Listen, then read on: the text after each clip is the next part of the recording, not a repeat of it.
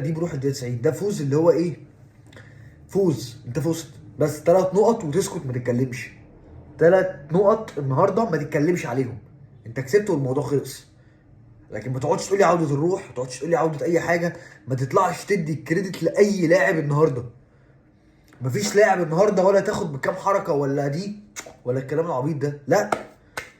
الاهلي حاليا هو في اسوأ فتراته التاريخيه. هتقول لي ليه مثلا؟ ما احنا في فترات كنا اسوأ، ايوه فترات كنا اسوأ بس الاسامي كانت وحشه. لكن انت حاليا بتلعب كرة وحشه باسامي عاليه، باسامي فيها فلوس.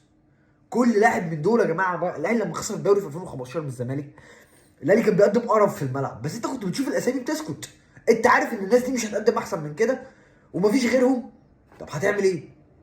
لكن انت النهارده بتتكلم على لعيبه بتاخد ملايين وانت مفيش حاجه. النهارده قاعد بتتفرج، اللعيبه بتستخبى من الكوره، اللاعب الكوره بتجيله تلاقيه راح واقف عم باصص كده في الملعب، مفيش حد يقوم مديها اللي جنبه. نفس الكلام انت قاعد بتعمل كده.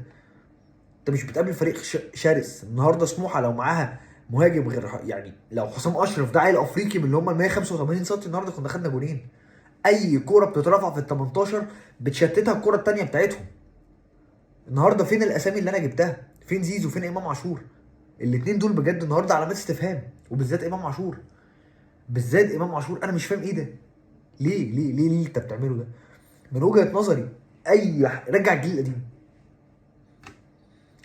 يعني ارمي طاهر على الوينج اليمين وحط حسين الشحات وحط محمد شريف ومروان نزل كل اللي موجودين من الجيل القديم اللي هم عندهم الدي ان ايه بتاع الاهلي. لكن انت النهارده بتتفرج يا جماعه، لا،